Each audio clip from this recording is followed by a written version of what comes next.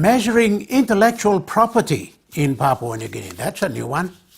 The concept is being embraced by the Department of Higher Education, Research, Science and Technology. The minister responsible, Francis Marus, says the value of intellectual property is important to the socio-economic growth of the country. Bradley Gregory reports. And a lot of other policy is key to the delivery of any successful program, whether it be in the public or private sector. So too is research and development. Bear in mind that developing intellectual property policy, subscription fees, and in this regard, the National Intellectual Property Office of Papua New Guinea is hosting a forum beginning today. This is to assist formulate an effective intellectual property in research, science and policy development. Higher Education, Research, Science and Technology Minister Francis Marus addressed the forum at its opening today.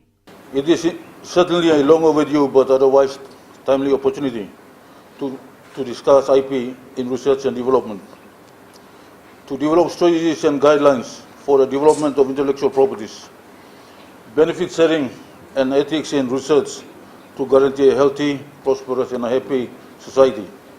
The Intellectual Property Office is a branch of the Investment Promotion Authority that looks after certain functions, one of which is the copyright law, which has been ineffective in recent times. The establishment of the IP office came about. Initially, what we had was the Office of Trademarks. It was the Office of Register of Trademarks, and we only implemented one legislation, and that was the Trademarks Legislation, Chapter 385. The forum is aimed at formulating a policy that will enable proper control over the value of intellectual property, protecting work of research that is being conducted in Papua New Guinea.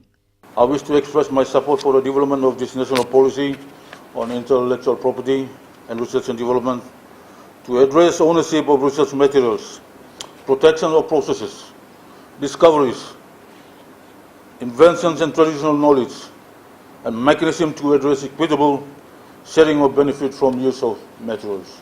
So intellectual property policy impacts on research in a variety of ways.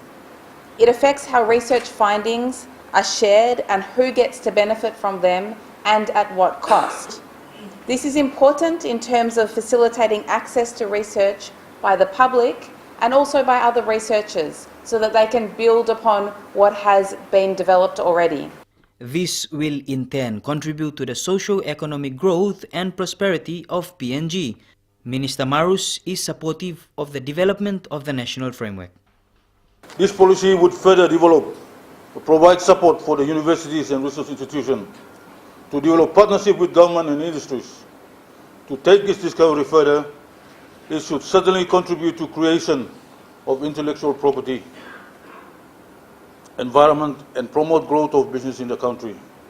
This will stimulate growth of startups and SMEs. Intellectual property rights can assist in developing research outcomes and findings into new products and services, and therefore opening up new economic activities. And finally, intellectual property rights impact upon research partnerships at a variety of different levels, between researchers and their institutions, in international collaborations between research institutes, and also importantly between researchers and the local communities that they work with. Various presentations were made from research institutions, Constitutional Law and Reform Commission, and senior government officers. The forum will end tomorrow. This has been PNG Tonight. Bradley Gregory ending this edition. Thank you for watching. We'll have for you another program at the same time tomorrow. I'm John Higgins. Good night.